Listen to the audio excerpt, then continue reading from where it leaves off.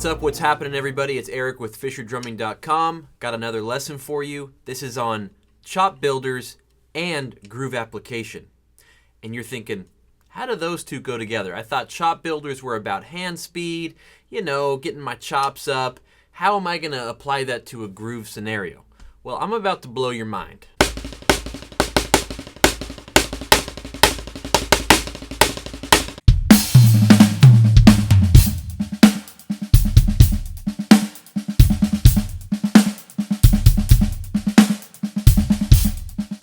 A lot of people think that, if I play it on a pad, it's only for, hand improvement. I can't really apply that to the drums. I'm just playing singles and doubles. Well, here's the thing. The pad is absolutely applicable to the drums. It's just a piece of rubber, but if you're creative and you think of ways and patterns that you can get familiar with on the pad first and then bring it to the drums, well, now you're actually putting yourself, by placing some limitations, you're creating a scenario where you have to be creative, where you have to use what you created on the pad, and there's a lot of ways that that's going to be helpful when we're trying to create better grooves or better patterns on the drums. So with that being said, I'm going to show you a chop builder, which is going to be very useful in developing your hands. So that's great, right? But then as a bonus, I'm going to challenge you, and I'm going to show you how you can apply this to the drums in a groove scenario.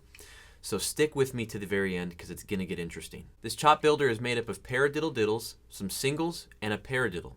Okay, it's a 2-measure phrase that we're going to be breaking up into 3 different groupings so you can understand it. It's very simple. And then we're going to be repeating it leading with our left hand.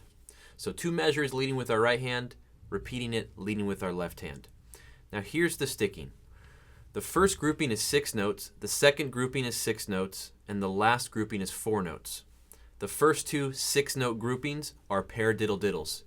Paradiddle diddle, paradiddle diddle. That was both of them. Diddly diddly do. You got that? We're accenting that first downbeat. Right, left, right, left, left. Then we're repeating that for the second note grouping.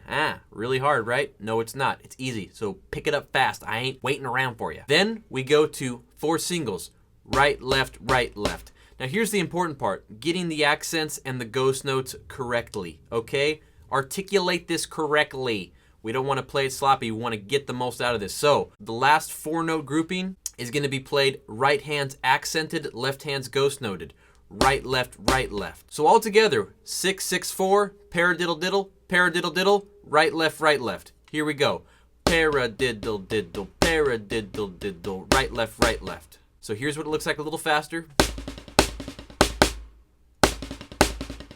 So now you got the first measure down. The second measure, we're keeping those paradiddle diddles in place. We're just changing that last 4-note grouping to a single paradiddle. Right, left, right, right.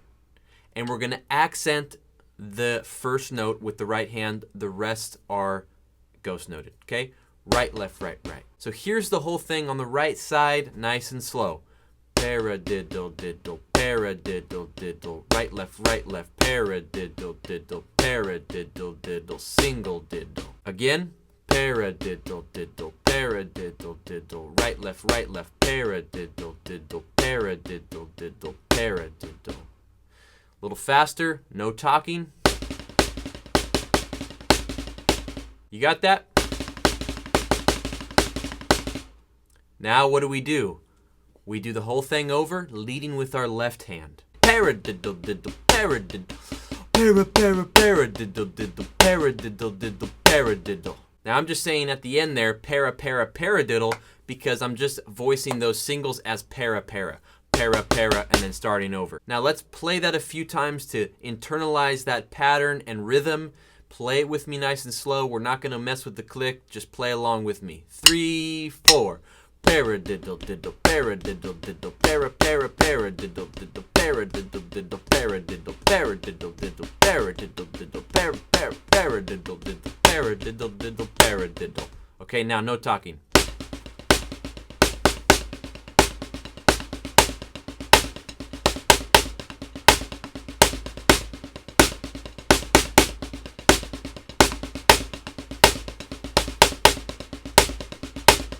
A little faster.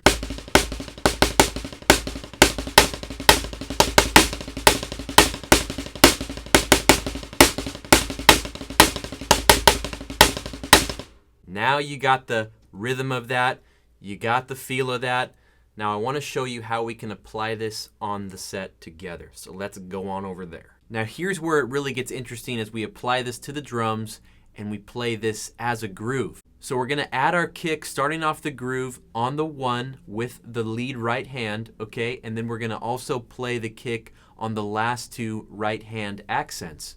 On those last 4 singles, right, left, the kick's going to go underneath the right hand, right, left. And then we're just restarting that. And when we lead with our left hand, it's the same placement for the kick drum. Underneath that lead left hand, that first note, and then the last, on the first measure, those last 2 notes, okay?